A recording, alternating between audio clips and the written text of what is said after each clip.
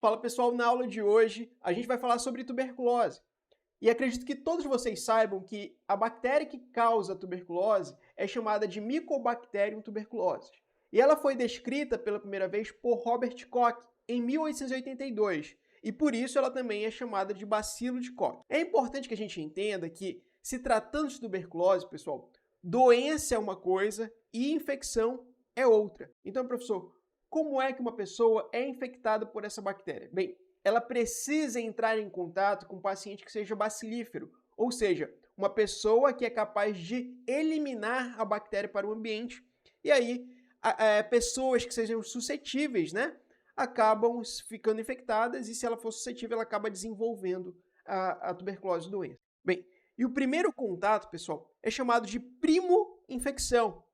E quando o paciente ele tem a primo-infecção, quando a pessoa tem a primo-infecção, quando ela tem o primeiro contato com a bactéria, cerca de 90% das pessoas jamais vão desenvolver a tuberculose doença. Só que cerca de 10% desenvolvem a tuberculose doença. Esse adoecimento ele pode ser no primeiro contato.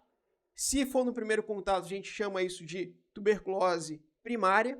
No entanto, pessoal, o desenvolvimento da doença pode se dar anos mais tarde, após o primeiro contato. E aí a gente diz que, nesse caso, a doença foi causada por uma reativação da bactéria, ou seja, a bactéria que estava lá no pulmão do paciente, adormecida no granuloma, por algum motivo, ou por uma imunodepressão, ou pela idade, por alguma coisa, acabou ali conseguindo romper aquele granuloma e acabou desenvolvendo a tuberculose doença.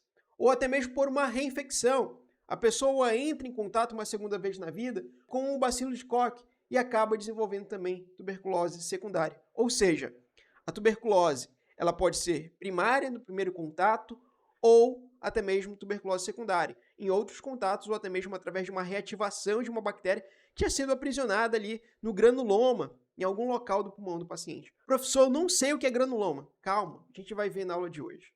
Falando das características clínicas da tuberculose doença, ela pode ser ou tuberculose primária, que é quando o paciente desenvolve, né, no primeiro contato. E aí a gente tem que lembrar, quando é que a gente entra, quando é que a gente tem o primeiro contato com Mycobacterium tuberculose? Geralmente é na infância, pessoal. Geralmente é na infância. Então, os casos de tuberculose primária geralmente vão ser em crianças. Outra coisa que é muito importante aqui, a gente tem que entender que quando se trata de tuberculose primária, a fonte, né, do Mycobacterium é uma fonte do micro-organismo exógena. E aí a tuberculose secundária não. Como a gente já viu, a tuberculose secundária é o padrão de doença cujo o paciente ele já foi previamente sensibilizado. E aqui, pessoal, pode ocorrer logo após a tuberculose primária, mas é mais comum acontecer meses e até mesmo anos após a infecção inicial. Então, como a gente viu no slide anterior, aqui na tuberculose secundária, ocorre mais comumente por uma reativação de uma infecção latente, mas pode acontecer também em caso de uma reinfecção. Outra coisa que acontece, pessoal, o micobactério ele consegue acessar a corrente sanguínea e se espalhar por todo o corpo do paciente. Por isso, alguns pacientes com tuberculose primária, que geralmente é mais comum em pacientes que não foram vacinados com BCG, ou pacientes também menores de 2 anos, ou até mesmo pacientes imunocomprometidos, podem desenvolver o que a gente chama de tuberculose miliar. E aqui, apesar de eu estar mostrando para vocês a tuberculose miliar somente no pulmão, ela vai acontecer em todo o corpo do paciente. Então, todos esses pontinhos aqui que vocês estão observando no pulmão do paciente são focos de infecção do Mycobacterium tuberculose. E é importante falar também, geralmente vai estar ligado aos casos de tuberculose primária, mas pode acontecer também na tuberculose secundária. E pessoal, uma vez que eu já falei para vocês que a BCG, né, é importante na tuberculose, a BCG, pessoal, ela não vai impedir que o paciente desenvolva tuberculose, mas ela impede que o paciente desenvolva os casos mais graves e até mesmo mais sequelantes da tuberculose.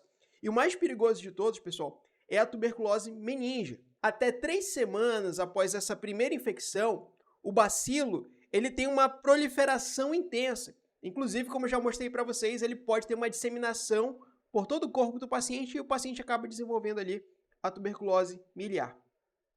Mas, professor, Por que as nossas células de defesa não simplesmente fagocitam esse micro-organismo? É isso que a gente vai entender. O micobactério ele é esperto, ele não fica ali solto. Ele se prolifera no interior de macrófagos. O macrófago, pessoal, ele vai fagocitar, né, vai tentar fagocitar esse micro-organismo. Ele faz isso através dos receptores de manose. Então, esse micro-organismo ele é fagocitado no fagossomo. Só que a gente viu lá na inflamação que o fagossomo, para destruir o micro-organismo, ele precisa se ligar com o lisossomo. Só que uma vez fagocitado, o bacilo de Koch, ele manipula esse fagossomo. Ele para a maturação dele de tal forma que o fagossomo não consegue se juntar com o lisossomo para a formação do fagolisossomo. Então aqui a gente tem uma formação ineficaz do fagolisossomo. Por isso, a gente não tem uma acidificação desse fagossomo e por isso o micobactério consegue sobreviver, dançar e se proliferar livremente aqui dentro desse fagossomo. Então, pessoal, nas primeiras 3 semanas, a gente tem uma bacteremia ali com semeadura e disseminação desse bacilo para os múltiplos locais ali do pulmão do paciente. E apesar, pessoal, do paciente ele ter essa bacteremia, né, a maioria dos pacientes, como eu coloquei aqui para vocês, nesse estágio, eles são assintomáticos. E quando apresentam sintomas, vão apresentar ali uma doença semelhante a uma gripe. Então, pessoal, para a gente conter essa proliferação, a gente precisa de uma resposta TH1, que para ser montada varia ali entre 3 a 8 semanas, como eu coloquei no slide anterior. Então, para montar essa resposta celular, pessoal, uma célula apresentadora de antígeno que entrou em contato com o antígeno do Mycobacterium tuberculosis apresenta um antígeno, né, do Mycobacterium tuberculosis para uma célula T, e essa célula, né, elas também são capazes de produzir interleucina 12. E a interleucina 12 é fundamental para a montagem dessa resposta TH1. Então percebam que só a partir do momento que a gente tem uma resposta TH1 que a gente gera uma positividade da tuberculina, né? Essa positividade da tuberculina, ela só mostra para a gente que o paciente entrou em contato com Mycobacterium tuberculosis. Não mostra que o paciente tem, de fato, tuberculose doença. Mostra que ele entrou em contato. Professor, e por que essa resposta TH1 é tão importante? É porque, pessoal, essa resposta TH1 vai produzir aqui, ó, um interferon gama. E o interferon gama vai atuar justamente naqueles macrófagos que fagocitaram e não estão conseguindo eliminar o Mycobacterium tuberculosis. Esse interferon gama, pessoal, ele vai ativar esse macrófago. E uma vez ativado, né, graças a esse interferon gama, a gente vai ter agora, de fato, a maturação e a ativação do fagolisosoma. O bacilo de Koch, né, ele só conseguia se proliferar aqui dentro porque a gente não tinha o fagolisosoma, mas agora a gente tem. Além que ele vai induzir esse macrófago, né, ativado agora, a produzir mais óxido nítrico, aumentando assim as espécies reativas de oxigênio aqui dentro do fagolisosoma. Fazendo assim, pessoal, que essas bactérias sejam destruídas. E percebam também, pessoal, que o interferon gama, ele induz que esse macrófago ativado faça autofagia, destruindo suas próprias organelas e destruindo junto também o Mycobacterium tuberculosis. Bem, pessoal, outro ponto também é que esses macrófagos ativados, eles também são capazes de produzir fator de necrose tumoral e outras quimiocinas, que acabam recrutando monócitos, e esses monócitos se diferenciam em macrófagos, né, se tornam ativados, que por sua vez, graças ao interferon gama, também se diferenciam em células epitelioides. E essas células epitelioides vão ficar aqui, ó, ao redor dessa necrose, né, dessa necrose caseosa, isolando o Mycobacterium tuberculose e formando o nosso granuloma. E aí eu quero que vocês entendam o seguinte: na maioria dos indivíduos, essa formação do granuloma, essa resposta, interrompe a infecção. Só que em outros indivíduos, a infecção acaba progredindo devido a uma idade avançada ou até mesmo devido a uma imunossupressão. E só para adicionar mais conhecimento para vocês, o granuloma, ele aparece na imagem. Ó. A gente tem aqui, ó, isso aqui é o granuloma, também chamado de nódulo de Ghon. Bem, pessoal, e professor, e como que é feito o diagnóstico da tuberculose? Bem, é feito de acordo com a clínica, né? paciente com tuberculose, ele geralmente tem uma tosse, né, igual ou superior a 3 semanas. Ele pode apresentar uma febre vespertina, junto com sudorese noturna e até mesmo um emagrecimento ponderal. O raio-x de tórax também é compatível. Como assim, professor, raio-x de tórax? Bem, na tuberculose secundária, pessoal, o paciente ele geralmente vai apresentar na radiografia de tórax as chamadas de cavitações. Por que ele apresenta essas cavitações? Porque geralmente a resposta imunológica é tão intensa que gera cavitações no pulmão do paciente. E é graças a essas cavitações também que o paciente ele começa a expectorar o bacilo para o ambiente. Bem, pessoal, um dos testes que é feito no escarro é o teste rápido, que se baseia no teste de PCR, na reação em cadeia da polimerase. Ou seja, aqui a gente analisa a presença do DNA bacteriano no escarro do paciente. E ele é interessante porque ele fica pronto em até 2 horas e ele é capaz também de avaliar a resistência à rifampicina, que é um dos principais medicamentos utilizados para o combate da tuberculose. Bem, pessoal, outro exame que é feito é a baciloscopia, também conhecida como BAR. Então, no BAR é feita uma lâmina, né, do escarro do paciente e o responsável, o biomédico, o farmacêutico, o técnico responsável, ele vai avaliar a presença do micobactério naquela amostra. Bem, outra coisa que é feita no escarro, pessoal, é a cultura bacteriológica. E o micobactério ele é um bacilo, é um bicho muito exigente. Então, são utilizados meios de cultura específicos para ele, geralmente derivados de ovo. Só que aí tem um problema. O médico ele não utiliza a cultura literalmente para o diagnóstico. Por quê? A cultura ela demora muito tempo para ficar pronta. Geralmente 45 dias. Então o que acontece, pessoal, é que a cultura, na maioria das vezes, é feita para confirmar o diagnóstico médico de uma forma retrospectiva. Geralmente quando o teste rápido não está disponível naquele local, e até mesmo a baciloscopia não apresentou a presença, mas a clínica, o raio-x de tórax, é compatível com a doença. Então, às vezes, ele faz a cultura e ele confirma, né, o diagnóstico dele de uma forma retrospectiva 45 dias depois. E aí tem mais uma dificuldade. Geralmente crianças, né, abaixo de 10 anos têm dificuldade de fazer expectoração. Então, nesses casos, pode ser feito também uma forma de tentar recuperar o muco, né, o escarro daquele paciente, através do lavado gástrico. Geralmente é feito ali em crianças abaixo de 10 anos. Mas, obviamente, é algo muito difícil de se fazer. Professor, e como é que funciona essa tal de baciloscopia, desse BAR aí que o senhor falou? Bem, o BAR, pessoal, significa bacilo álcool ácido resistente, que é devido às características da parede celular do micobactério tuberculose. Então, o responsável vai preparar a lâmina e ele vai analisar ali 100 campos diferentes. Se em 100 campos ele não encontrar nenhum bacilo álcool ácido resistente, significa que aquele teste é negativo. Por outro lado, se em 100 campos, ele contou lá 100 campos, e ele só encontrou de 1 a 9 bacilos álcool ácido resistentes, ele vai relatar lá no exame dele quantos, né, bacilos eles foram encontrados. Se ele encontra, né, de 10 a 99 em 100 campos, ele dá positivo e uma cruz. E aí, pessoal, se ele encontra ali, ó, 1 a 10 bacilos álcool ácido resistentes por campo, em 50 campos diferentes. Opa, contei 50 campos, e em todos eles tinham ali 10 bacilos álcool ácido resistentes. Ele taca ali, ó, positivo, 2 cruzes.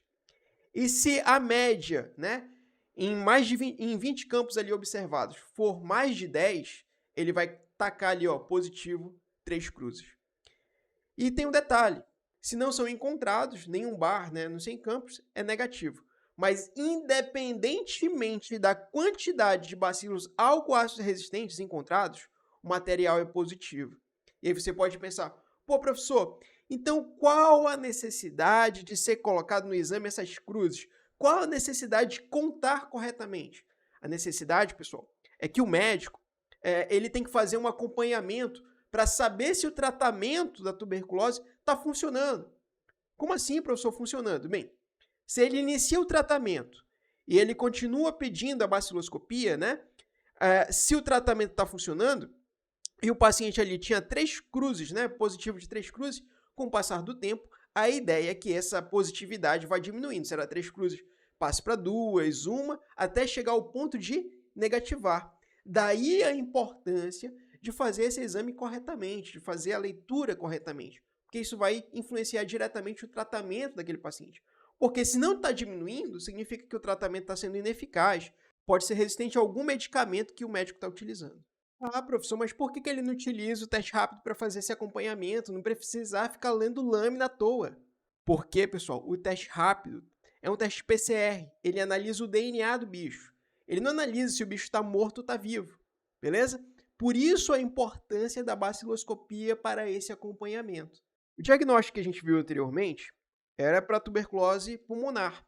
Só que a gente tem que ter ideia que o bacilo ele tem capacidade de disseminar pelo corpo. Então não existe somente a tuberculose pulmonar, existe também a tuberculose extrapulmonar. E um dos tipos de tuberculose extrapulmonar que a gente tem é a tuberculose pleural. Inclusive, ela é a forma mais comum de tuberculose extrapulmonar em pessoas não infectadas pelo HIV. Bem, e uma das coisas que vai ser analisadas aqui para o diagnóstico da tuberculose pleural, pessoal, é o líquido pleural. Se aquele líquido pleural está sendo um transudato ou um exudato. E a gente tem que lembrar lá da nossa aula de inflamação. Se é bactéria, né? Se o Mycobacterium tuberculose é uma bactéria, ele causa inflamação. Se ele causa inflamação, a gente espera encontrar aqui, né, um exudato. Então, se encontra exudato, está relacionado com inflamação. Então, se é um exudato, ele tem que ser rico em proteínas, ou seja, no líquido pleural, né, nos casos de tuberculose, o que vai ser observado é um aumento de proteínas aqui no líquido pleural. Outra coisa que vai ser analisada é a glicose. Se está tendo um processo inflamatório naquela região, devido à presença do Mycobacterium tuberculose, esse combate intenso, né, do nosso corpo contra a bactéria, existe ali um grande gasto de energia. Portanto, existe também um consumo dessa glicose. Então, a glicose no líquido pleural vai ficar baixa. E baixa em relação ao quê, professor? Baixa em relação à glicemia. E quais são as células que a gente espera encontrar aqui no líquido pleural, então? São células mononucleares, principalmente linfócitos e monócitos. Mas pode ter neutrófilo? Pode, se esse caso, né, for logo na fase inicial da doença. Mas, obviamente, logo depois, pessoal, é trocado rapidamente por linfócitos e monócitos. Então, não é comum encontrar neutrófilo aqui. O que realmente se espera encontrar são linfócitos e monócitos. Então, aqui, ó, sem neutrófilos e sem células mesoteliais. Por quê?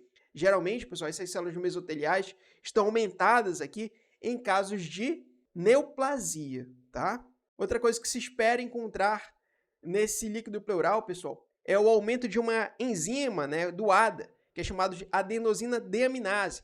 Essa é uma enzima encontrada dentro dos linfócitos. Então, se a quantidade de ADA estiver acima de 40 unidades, é muito sugestivo de tuberculose. Professor, e pode ser feito um exame de microscopia para tentar achar o micobactério nadando no líquido pleural? Não, tá? A bactéria da tuberculose, ela não fica nadando, ela fica aderida ali à pleura. Então, uma das coisas que pode ser feita também é a biópsia pleural, né, para se encontrar o Mycobacterium tuberculose. E outra coisa importante, né, a sensibilidade da baciloscopia, nesse caso, é inferior a 5%. A sensibilidade da cultura fica abaixo de 40%. E a gente chegou aqui na tuberculose meningia. Como a gente falou no início da aula de hoje, a BCG, ela não impede que o paciente pegue tuberculose ao longo da vida, mas evita os casos mais graves e mais sequelantes da tuberculose, que é a tuberculose meningia. Então, isso aqui vai acontecer principalmente em crianças não vacinadas e em pacientes imunodeprimidos. Então, isso aqui, pessoal, vai ser muito parecida com a tuberculose pleural, só que nesse caso vai ser analisado o líquido cefalorraquidiano. E a gente espera também encontrar um exudato, ou seja, um líquido cefalorraquidiano rico em proteínas. Como a gente também tem um intenso processo inflamatório aqui, tem, né, um grande consumo de glicose, então a glicose aqui também vai estar baixa comparado à glicemia. Células imunes, a gente também espera encontrar linfócitos e monócitos. A gente também espera encontrar um ADA superior a 40 unidades, acima de 40 unidades, né? E a baciloscopia, pessoal, ainda fica também abaixo ali de 15% aqui. A cultura da tuberculose meningia, a sensibilidade dela varia de 40% até 80%. E como é que é feito o tratamento da tuberculose? Bem, o esquema básico de tratamento é feito com RIP, né? Rifampicina, isoniazida, pirazinamida e o etambutol. 2 meses de RIP, do esquema RIP, né? Os 4 medicamentos, mais 4 meses de RI, de rifampicina e isoniazida. E aí tem um detalhe aqui, ó, né? Crianças abaixo de 10 anos não pode tomar o etambutol. Por quê? Um dos efeitos colaterais do etambutol é a criança começa ali, vê tudo vermelho, acha que está ganhando superpoder, não fala para o pai e acaba ficando cega. E aí, no caso de tuberculose meningia, né, a gente também tem um tratamento RIP.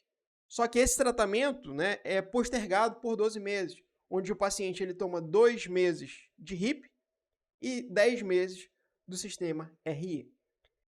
Bem, pessoal, inclusive aqui, junto com esse tratamento, muitos médicos utilizam também uma combinação desse sistema RIP com o corticoide. Por quê? A resposta imune aqui pode ser tão intensa, pode acabar prejudicando o paciente por se tratar de uma área muito delicada.